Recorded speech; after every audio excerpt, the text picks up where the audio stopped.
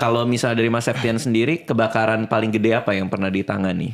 Paling besar itu kayaknya dari daerah Pademangan itu. Jadi emang pemukiman warga yang sangat padat lah pada saat itu. Oke. Jadi dan itu pertama kalinya saya benar-benar mendapat laporan kebakaran yang sangat besar lah pada saat itu, Mas. Oke. Pas saya masuk, buset itu kayak Armageddon lah, kayak mohon maaf kayak kiamat waktu itu. Saya masuk nih, bener-bener semua tuh langit merah. Oh sorry, masuk ke perumahannya atau baru masuk di jalan atau? Udah di jalannya udah merah nih. Dia udah Pas saya merah. mademin ke dalam ini, masuk ke pemukimannya itu udah semua tuh udah merah, udah penuh asap apa segala macam. Jadi kayak karena pertama kali saya pada saat itu ya kayak gitu, jadi kayak ini kayak kiamat gitu sumpah. Karena kan api itu pasti muka udah panas tuh. Oh Pasti. panas banget. Iya kan, itu berasa tuh. Kayak gitu. Oke, terus hidran ada hidran kalau di tempat Hidran kayak gitu ada, ada hidran. ada. Itu hidran pasti semua tempat ada. Enggak semua. Enggak juga kan? Nah, kalau nggak ada hidran Kita sistemnya supply air.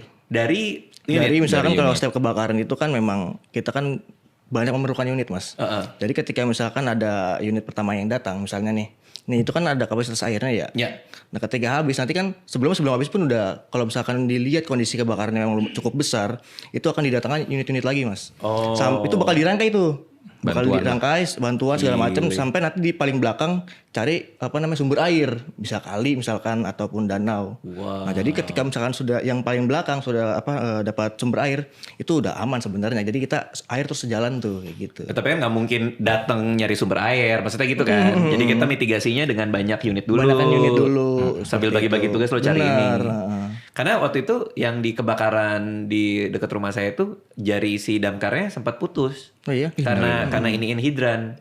Nah nggak tahu tuh kenapa tuh. Muterin hidran kali ya. Apa dia muterin atau dia buru-buru atau dia apa nggak paham. Tapi itu ada cerita itu tuh pas di kompleks sana gitu. Tapi itu cuma satu rumah sih.